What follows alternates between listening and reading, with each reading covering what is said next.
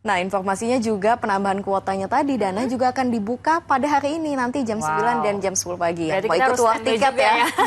Ya ikut mau war tiket jangan ketinggalan. Nah, kita ke informasi lainnya. Ini ada survei Badan Pusat Statistik yang dipublikasikan oleh Kemenhub menyebutkan kalau 10 kota dengan ongkos termahal, rata-rata pekerja mesti mengeluarkan 1 juta rupiah lebih hanya untuk biaya transportasi. Ya, biaya menjadi beban dari penghasilan pekerja dan jika di rata-rata 14% gaji pekerja habis untuk ongkos jalan kerja. Siapa bilang naik transportasi umum bolak-balik tidak memakan penghasilan pekerja?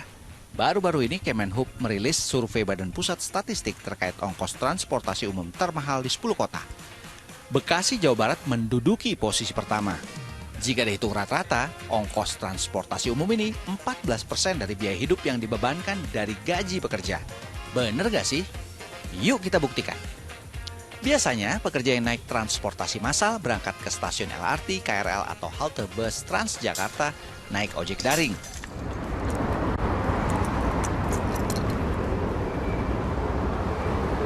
Makasih Pak. Ya, saya hari ini mau mencoba menaiki transportasi umum dari rumah saya di wilayah Bekasi menuju kantor saya yang berada di Senayan.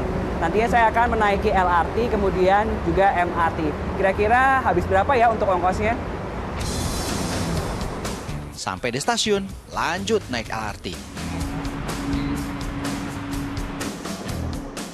Untuk sampai ke tempat kerja, harus lanjut menggunakan MRT atau bus Transjakarta.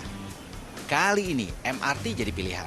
Sudah berapa ya biayanya? Ya, tadi saya naik ojek online dari rumah saya. Ini 15.000 ke stasiun Jatimulya.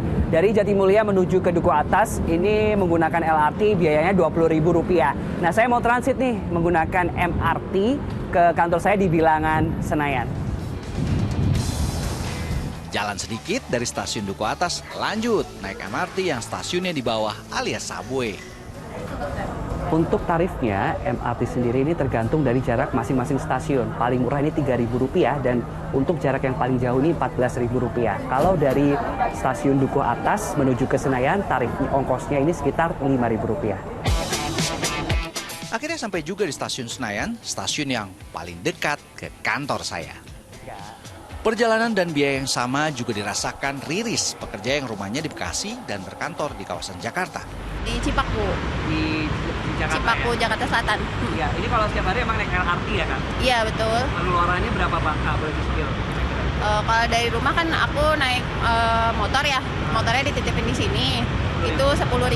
Terus habis itu naik LRT-nya 20.000. Terus nyampe sana naik 15.000 Gojek. Jadi totalnya 95.000 sih dikalikan 23 hari, 22 hari lah sekitar 1,9-an. Itu gede nggak Kak menurut Kakak? Lumayan, habis di ongkos. Integrasi transportasi serta kerjasama antar pemerintah daerah, khususnya di wilayah Jabodetabek, menjadi salah satu solusi untuk menekan ongkos transportasi yang menggerus penghasilan pekerja. Layanan transportasi itu tidak bisa sepotong-sepotong, tapi harus terintegrasi antara layanan satu dengan layanan lain. Jadi koneksi yang tanpa ada hambatan.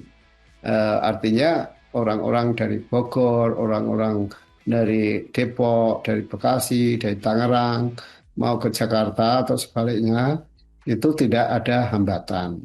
Nah, untuk menciptakan seamless transportation itu, ya nggak ada cara lain kecuali antara Pemda satu dengan Pemda lain itu bersinergi. Dan jangan bertanya soal pendapatan asli daerah dari layanan transportasi.